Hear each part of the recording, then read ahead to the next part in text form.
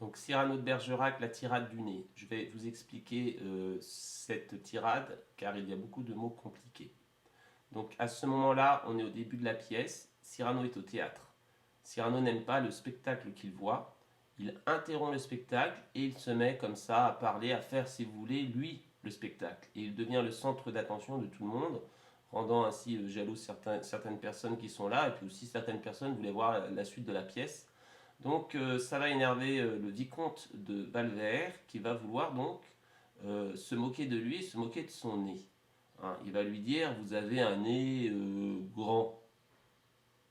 Et donc évidemment tout de suite Cyrano lui répond ah non c'est un peu court jeune homme.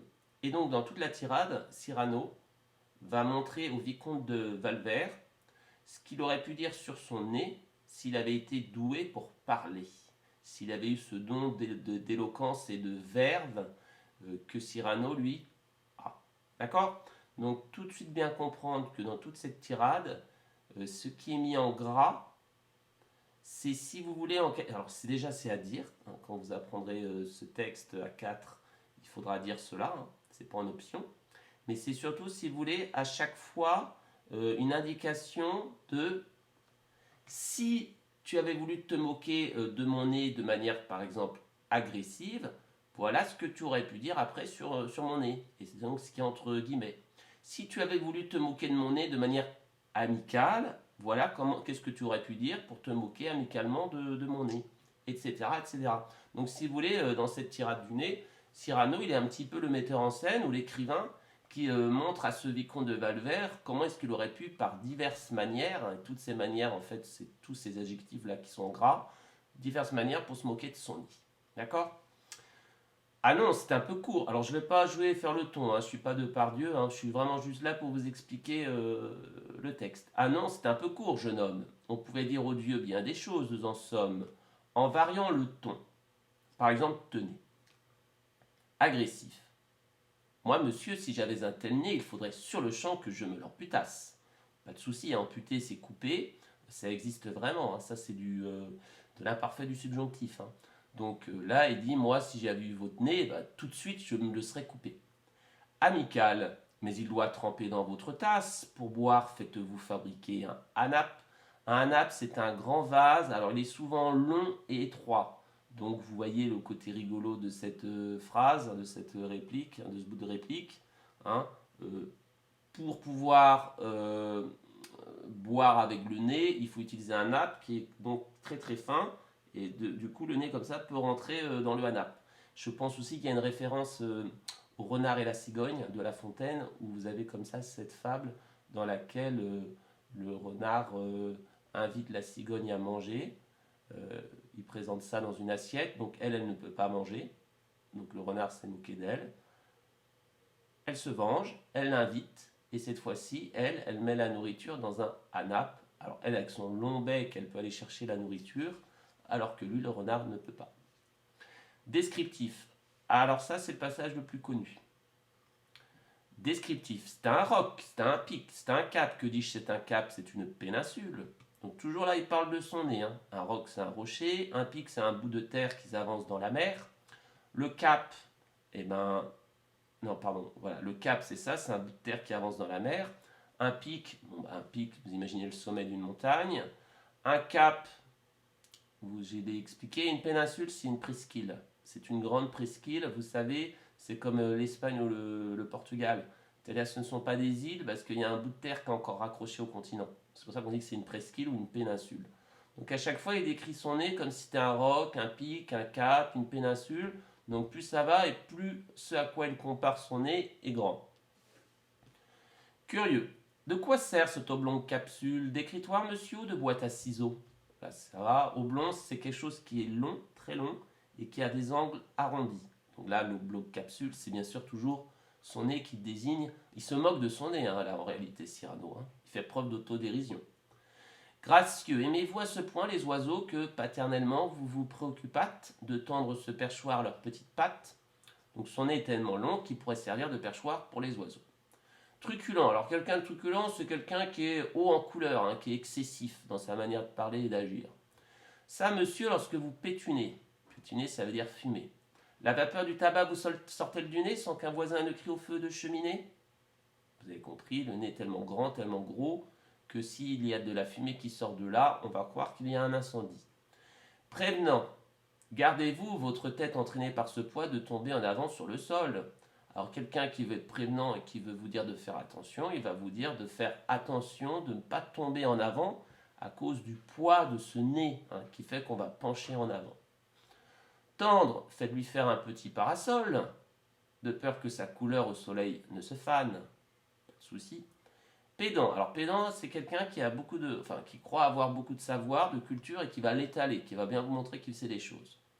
L'animal seul, monsieur qu'Aristophane appelle hippocampe et l'emphantocamélos, dut avoir sous le front tant de chair sur tant d'os. Aristophane, c'était un écrivain, un philosophe dans l'Antiquité. Alors là, il faut bien comprendre, hippocampe et l'emphantocamélos, en réalité, ce n'est pas un nom scientifique pour un animal. C'est inventé, c'est de l'humour. Vous avez hippocampe, vous avez éléphant, vous avez caméléon, ou chameau si vous voulez aussi. D'accord? Donc il invente un mot pour faire savant, alors qu'en réalité il n'existe pas. Cavalier.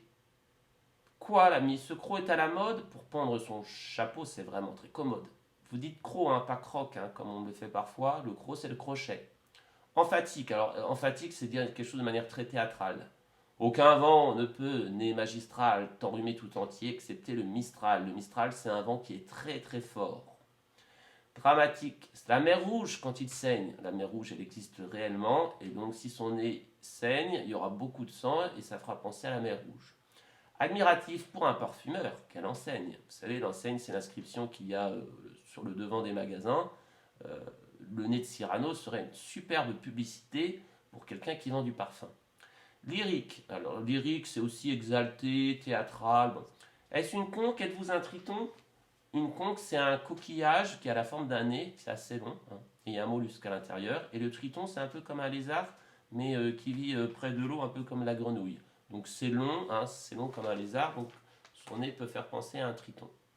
Naïf, ce monument, quand le visite-t-on? Respectueux. Souffrez, alors là, souffrez, ça veut dire supporter. Supporter, monsieur, qu'on vous salue, car vraiment, votre nez, là, c'est ce qui s'appelle avoir pignon sur rue. C'est-à-dire qu'avec un tel nez, on ne peut que être connu. Quelqu'un qui a pignon sur rue, un commerçant qui a pignon sur rue, c'est quelqu'un qui est connu de tout le monde. Campagnard, alors si vous faites ce passage, il faudra avoir un accent campagnard, c'est-à-dire paysan. Et ardé, c'est un nez? Nanan, nanan ça veut dire non. C'est que navéger en bain que melon nain. Votre nez, c'est un navet ou c'est un melon. Militaire, pointé contre cavalerie, puisque son nez peut faire penser à une épée. Pratique. Voulez-vous. Alors, quelqu'un de pratique, là, c'est dans le sens, c'est quelqu'un qui est très terre à terre et qui pense notamment à l'argent. Voulez-vous le mettre en loterie? Assurément, monsieur, ce sera le gros lot. Alors là, c'est le passage le plus dur. Enfin, parodie en Pyrame en un sanglot. Le voilà donc ce nez qui détrait de son maître, a détruit l'harmonie, il a rougi le traître. Pyrame, c'est un personnage d'une pièce de théâtre, qui était connue à l'époque, cette pièce, et qui en fait dit à peu près cette phrase-là, sauf qu'à la place du nez, il parle d'un poignard, parce que c'est un passage dans cette pièce où en fait son poignard est rouge, parce qu'il a tué quelqu'un avec. Donc en fait, si vous voulez, c'est une parodie de deux vers qui sont très connus à l'époque, où il a remplacé poignard par nez. Donc toujours pareil, il se moque de son nez, puisqu'il le compare à un poignard. C'est fini pour les différentes manières de se moquer du nez. Et donc après, il se réadresse directement au pauvre vicomte qui a voulu se moquer de lui et qui en a eu pour ses frais. Voilà ce qu'à peu près, mon cher, vous m'auriez dit si vous aviez un peu de lettres et d'esprit. Voilà, vicomte, ce que vous auriez pu me dire si vous aviez un petit peu de littérature et de l'intelligence.